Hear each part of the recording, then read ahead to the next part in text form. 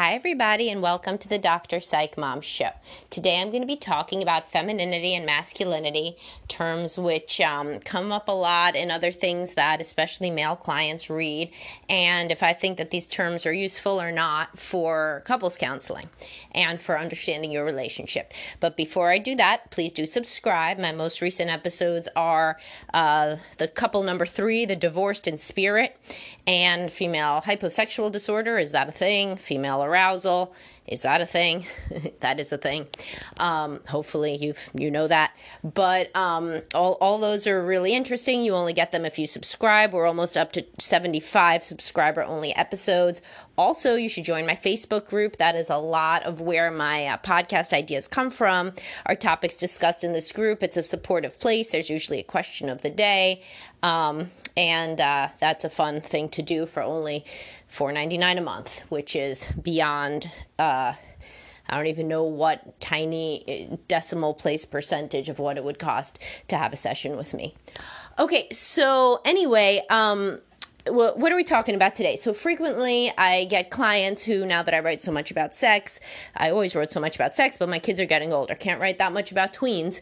They don't like you to make little jokes about them the way that you can about a toddler and how hard it is to parent your toddler. So, I'm moving over more to the couple domain, which honestly is the area that people have to be in. They don't have to, but the couple outlasts the stage where you have small kids. So it's more evergreen, honestly, as a topic, and it relates to all of the couples that I work with in counseling. So a lot of people have never had experience with a therapist that discusses sex in session, even a couples therapist, which is really tragic, because if you're leaving sex out of the equation in couples counseling, it's I don't know what you're doing. It's like going to the grocery store and you're only allowed to shop in like 2 aisles, So a lot of what goes on in the couple manifests in the bedroom. Not that that's the entirety of the issues, but those issues are frequently a microcosm for what goes on in the rest of the couple's, relationship. Additionally, it's usually the primary area of discontent for the higher libido partner, which is usually the male, but not always. So if you are in a couples counseling setup where you do not discuss sex and you want to, realize that there are couples counselors who do that and that you should be with one. Because otherwise, again, it's like really cutting yourself off at the knees and you're not getting the entirety. They're not getting the entirety of the picture. And if you say, why don't some couples counselors talk about sex? It's the same reason, like, your spouse doesn't talk about sex. They don't want to, or you don't. It's uncomfortable. This is a taboo topic. This does not get a lot of, doesn't get trained in school. It's something that you really got to learn on your own with continuing ed, as well as your own, autodidactic tendencies in my case, to read and learn and you do this stuff on your own as independent study. So it's not like you get out of any sort of PhD program with a training in how to assess sexual issues within a couple. If you go on further for the ASECT certification, which I do not have, but you can take lots of classes in it, or else, you could just learn it, which is what I did. But anyway, that's just the PSA, because sometimes people are like, yeah, I was in couples counseling for a decade. We really learned about how to talk to each other using I statements. They're great. The kind of stock portfolio you could have for what you were paying that person to learn something that you could have learned in the first session. But anyway, moving on. So masculinity and femininity are these concepts that are bandied about a lot, particularly in the manosphere, and there's all this stuff about gender polarity and the masculine in one, elicits the feminine in the other, and vice versa. Do I believe in this? Yeah, there's gender differences, sure, but this idea of this alpha male and then this submissive woman, that is kind of what many men kind of think of this as, is there's some level of alpha you can act that will just make any woman more in touch with her femininity. And conversely, there is a level of feminine that you could act that will pull out the alpha in all men. Now, this is inaccurate. Obviously, people come to the table with their pre-existing personalities, but it's not entirely misguided. But we have to really then be explicit about what we mean about feminine and masculine, especially if you have any chance chance of talking to your politically liberal partner about this, because soon as you use those words, masculinity, femininity, she's done. And it's always, unfailingly, the woman is the more liberal partner in the relationships that I see. Just because, I did a podcast about this, why your politically liberal wife hates you or whatever. It wasn't that. It should have been that was the title, but it wasn't. Either way, women they're softer, they're more vulnerable, they feel more, empathy for suffering people of all kinds. This, I do believe, is biological, and therefore they want to help everybody a lot more than men do, who look more at, quote, facts and figures and numbers and what have you, so that they think about it with like taxes, right? So who, the man or the woman, and Joe average, Jane average married couple, who's going to want to take more taxes out of what they, who's going to want to pay more taxes if it helps the little children? It doesn't take a rocket scientist to figure out that might be the woman. But either way, if this is not politically correct, remember, I'm not politically correct, so wrong podcast. This is just what I see all the time. So if you try to tell your wife, who is a progressive liberal, about that you want her to act more feminine, you better already have another place lined up to sleep that night. So instead, let's explore what you may actually mean by that. So what are masculine and feminine? What does the average couple mean by these constructs? Proactive is more what they mean by masculine, which the most progressive liberal woman will say, I want a more proactive husband. That's like for sure. She won't say I want a more masculine husband, but she'll say I want a more proactive husband. I want a less passive husband. I want a, quote, real partner, meaning a more proactive husband. So basically what women want is a more proactive husband. This is like the thing that they say that they want. Unless they have somebody who is like so proactive that they're like a Mr. Perfect and they do everything. In which case, women want somebody who then is nicer to them and takes their opinion into consideration. So what do women actually want? To be loved and respected. What do men actually want? To be loved and respected. So there should be a lot of overlap here in understanding one another. Unfortunately, things are not usually understood at this basic level. So then it's like men and women want such different things. They don't. And that's what I try to keep saying about sex. Men just want to be loved and approved of, and this close intimacy with somebody who accepts all aspects of them, and that's why they focus so much on sex, because sex can feel like that for a man if they are allowed to kind of do whatever they want, almost, to have this arena, this play arena where they are loved and accepted for whatever they want. They're not shamed. When they say something, it's considered a fun idea, or at least not something horrific and shameful. And so this is for men with a physical touch love language, which is the majority. This is the arena where they could feel fully loved. And for women, that can frequently be with words or with quality time or with acts of service. Some women do think that, but it's interesting because I just read these statistics that said that 29% of men have a physical touch love language before age 45, but after age 45, 39% of men have a physical touch love language.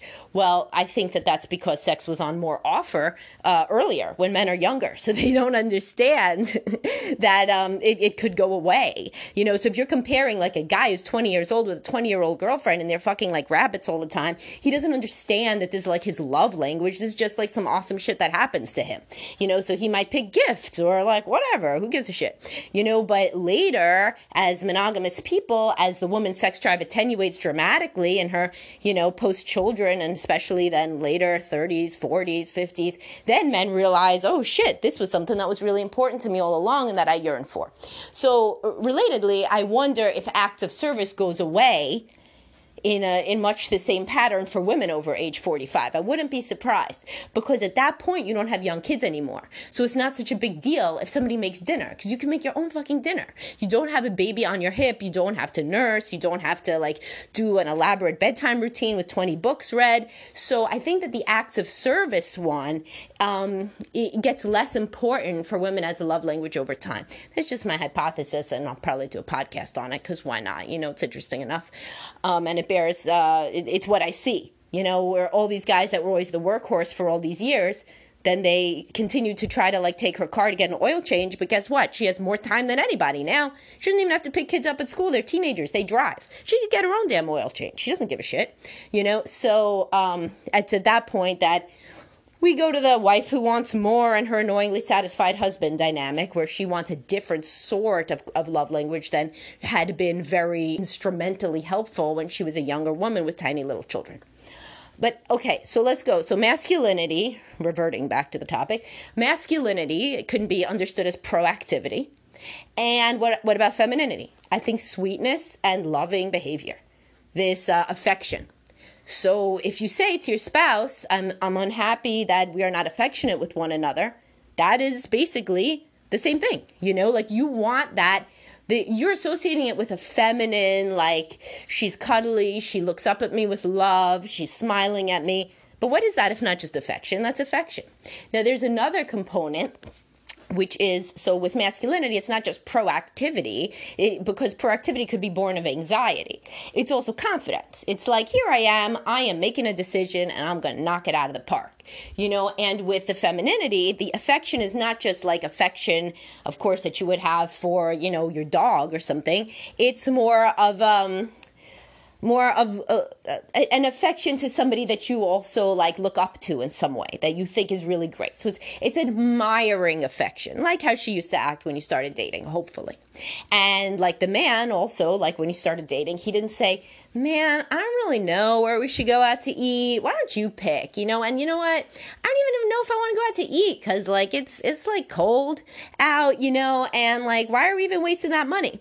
Like, that is not how you acted when you were dating. You were like, sure, how about we try, you know, like this restaurant at this time? I'll pick you up. So like a confident proactivity is what women associate with masculinity on a subconscious level and respond to, and a admiring affection is what femininity could be translated as. Another thing about femininity is there's a lot of women who refuse to say that they are not, that they want the man to take care of them. And I have so many podcasts about this. I think I have like 3 and like a post. But there's a lot of women who are unhappy that the man doesn't take care of them. But they do basically everything in their power to make sure the man doesn't take care of them. And then they don't get to feel feminine, because for many women, femininity internally is when you feel like the guy is pursuing you and caring for you and watching out for you and protecting you. But if you find it extremely difficult to accept this because you were trained to be a people pleaser and an overfunctioner, then you're going to end up with a guy who doesn't take care of you. And you may be drawn to a guy who doesn't have that even capability, or you may have a guy who could have had that capability, but you kind of, you know, it's died on the vine, because whenever he tried to take care of you in any way, you said, no, I'm fine, I could do it. You know what, I could do this, and then I could do some shit for you on top of it. So I'm fine. And some women do this out of insecurity, because they think all they have to offer is their ability to do stuff. Like, this is the people pleaser equivalent, the overfunctioning equivalent of what I call the workhorse in men. This idea that your value is predicated solely on what you can provide. So there's women who are like, I'll pay for myself, and I will do all the chores at my own house that I bought with my money, and I'll drive myself to the airport, and I'll park, and I'll pick myself up, I'll drive myself back, and I can do this on my own, and that on my own, and this on my own. Cool. But what is your overall goal? If your overall goal is to have somebody who looks out for you and tries to make your life easier, then you're not going about that the right way. You're not sending out signals that indicate I need help, like any person needs help, with anything ever. So there would be no entry point for a man to take care of you. And things are not like, you know, a romance novel where the woman is so completely independent, but then somehow the man comes in this amazing kind of way with like a helicopter, and like, you know, I don't even know what, you're late on the road and his helicopter comes so that he could, you know, pull you in your car so you get to your OBGYN on time. Like, shit like that doesn't happen, you know? So there is no amount of like awesome, you know, proactive masculinity or proactive confidence or whatever we're going to call it, that can go up against a woman who is resolved to need nobody and to in fact show that she can do everything all the time. And men do not generally consider such women to be, quote, feminine because they're not in any way interdependent. Now remember, that's not codependent. Codependent is when you can't live without each other in a very, Twilight vampire movie sense that's like crazy, and not real. But interdependent is I do need you for these things and you need me for these things. So a woman who cannot ever say I need you for these things and instead only says you need me for these things, that is somebody who's generally not thought of as this as a woman who even really definitionally needs the man around. So therefore it's not very kind of romantic. It doesn't pull out the best of the man in terms of him trying to make her life easier because there seems no way. It seems like she's thought about everything already. And similarly, if you are a man who, when your wife says, where should we go out to eat, you are so terrified that she's going to be mad at you for something that instead of saying, oh, hey, she's throwing me a softball, now's my time to hit it out of the park and to like plan something awesome, instead you're like, I don't know, where do you want to eat? Well, then shit, you just took your opportunity to act more masculine and you just ruined it. You lost it. So, I mean, it can come back, unless you die the next day, where there is life, there is hope. And the next time, you can certainly plan a date from scratch. But if every time your wife kind of gives you a softball, like, hey, why don't you take over this thing and really impress me? And then you're like, yeah, nah, it's a lot of work. She probably won't be impressed anyway. I'll probably end up doing it wrong, getting yelled at. I'll just watch TV. Well, then you are letting your opportunity to impress her with your masculinity / proactive confidence, you're letting that die on the vine. And so then it takes two to tango. But if you're listening to this, it's probable that your spouse is not, and so you have decided that you want to try to change your relationship. So in that case, if you're in a heterosexual relationship, or honestly, it's not like these constructs don't apply. I work with same-sex couples as well, and nobody likes the person who's passive, and nobody likes the person who just does everything for themselves and does never act admiring or affectionate. Nobody likes that. But in these specific roles, and for anybody that's also learned about masculinity, femininity, and feels that applies to them, try to think about it in terms of, am I acting in these specific ways that could potentially elicit more of this type of response from my spouse? And or am I just like hoping against hope, right? That if I say enough times some little pointed passive aggressive barbs, that somehow like my spouse is going to change and thereby allow me to be my best self magically. Because there's so many times women come in there like, if he acted more alpha, then I could be more feminine. It's like, what about bidirectional? This equation is bidirectional. If you acted more feminine, this is what the book Surrendered Wife is about, which I really like.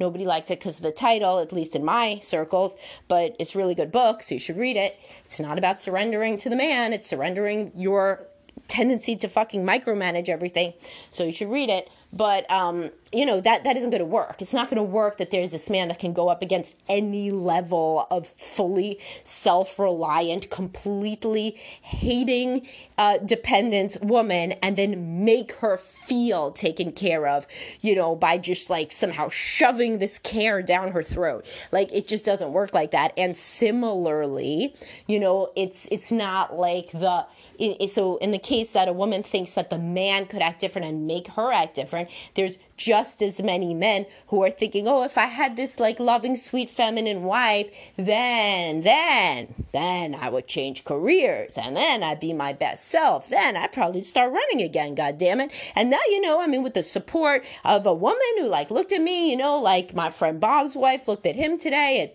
when we were sitting out there at the soccer game. And, if I had a woman like that, what's Bob doing? He's probably not sitting around like a serving of mashed potatoes in the evenings.